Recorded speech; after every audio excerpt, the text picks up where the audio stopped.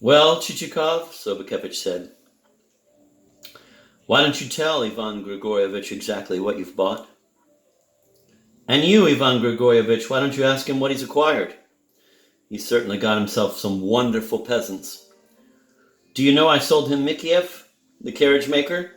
Really? You sold him Mikiev too?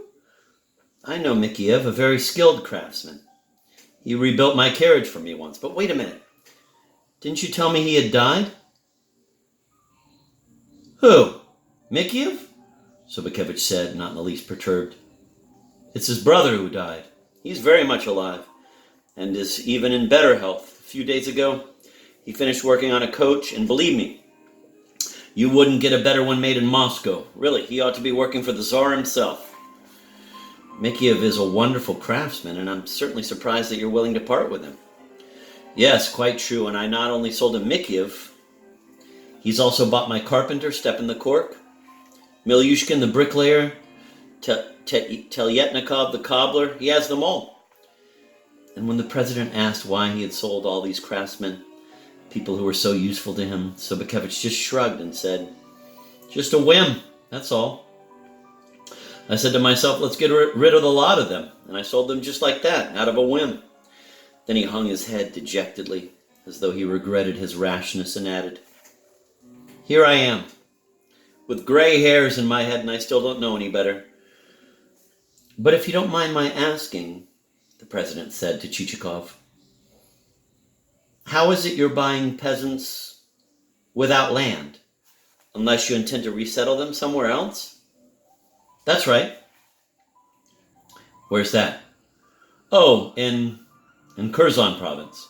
Ah, there's good land there, the president said, and praised the growing capacity of the vegetation in Kherson province. And have you enough land there?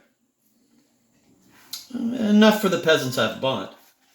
Is there a river or a pond on your estate? A river. And there's a pond too. As he said this, Chichikov's eyes accidentally met Sobakevich's. And although Sobakevich's face was still expressionless, Chichikov thought he could read in it, you liar, I don't believe there's a river, or a pond, or, for that matter, any land at all.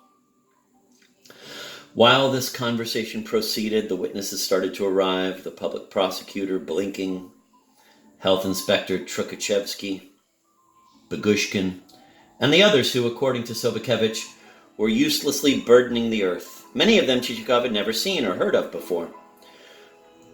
As they were still short of witnesses, clerks working in the building were summoned to fill the gaps. They called not only the son of Father Cyril, the deacon, but the father himself as well.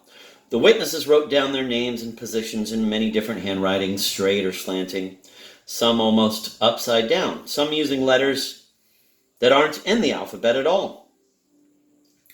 Ivan Antonovich handled matters very efficiently, and the deeds were registered, stamped, and recorded for publication in the official gazette with a charge of 0.5%, and Chichikov got off with a minimum of expenses. The president even ordered that only half the government dues be charged to him, the other half to be somehow added to the bill of another petitioner.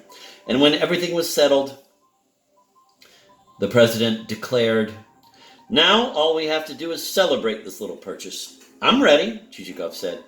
Just fix the time. It would be unforgivable on my part not to have 2 or 3 bottles of champagne uncorked among such pleasant company.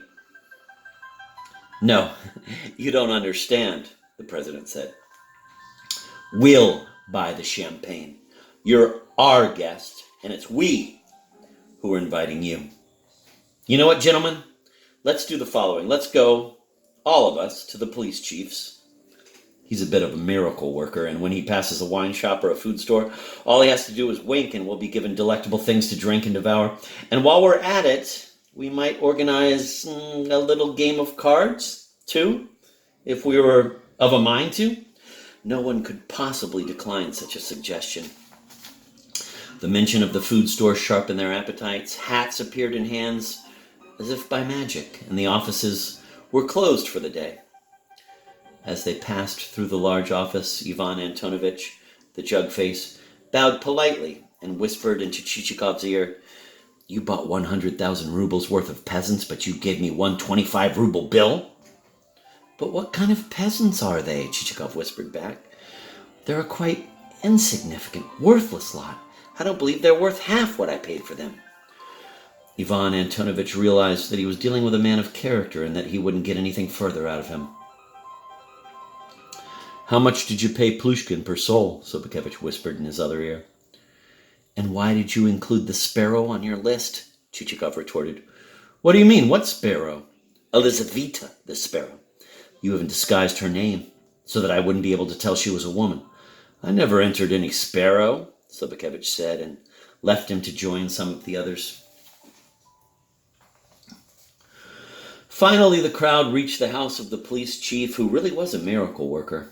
As soon as he learned what it was all about, he summoned a constable, an alert young man in shiny boots, and whispered just 2 words in his ear, adding aloud only, "Understand?" And while the guests were settling down to a game of cards, there appeared on the table in the adjoining room big helpings of white sturgeon, salmon, pressed and fresh caviar, herring, an assortment of cheeses, smoked tongue, and more sturgeon of a different variety, all with the compliments of the food store. Then additional dishes, the contribution of the host's kitchen, appeared. A fish head pie, into which had gone the trimmings of a 300-pound sturgeon, another pie containing mushrooms, and then tarts, turnovers, and fritters.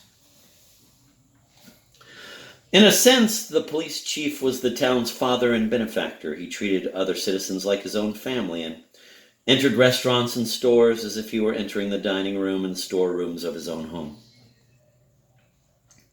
It was hard to decide whether he had been made for his job or it had been made for him.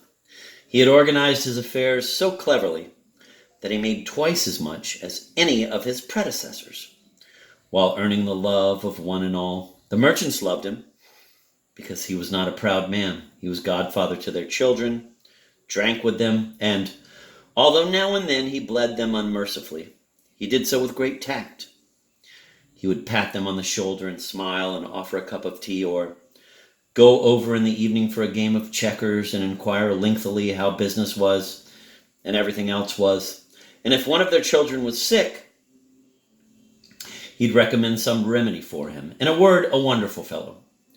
When he made his rounds to collect funds, he'd also find something warm to say to each. Say, Mikhaich, we must finish our little game one of these days.